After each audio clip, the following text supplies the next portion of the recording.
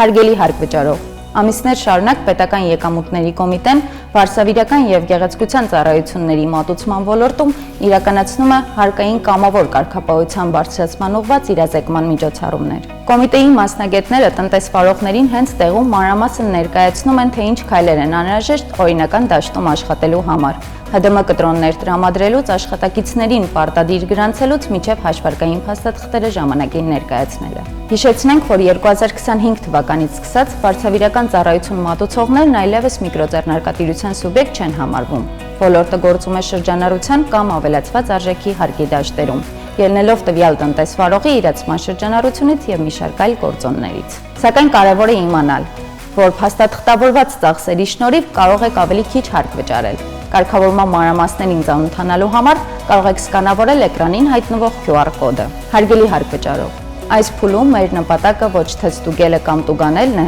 այլ իրազեկման միջոցով ձեզ հնարավորություն տալը ինքնակամ եւ ժամանակին շտկելու բոլոր բաց թողումները։ Պետական եկամուտների կոմիտեն եւս մեկ անգամ կոչ է անում հետևել հարկային օրենսդրության պահանջներին, հետագայում լրացուցիչ հարկային պարտավորություններից եւ պատասխանատվության միջոցներից խուսափելու համար։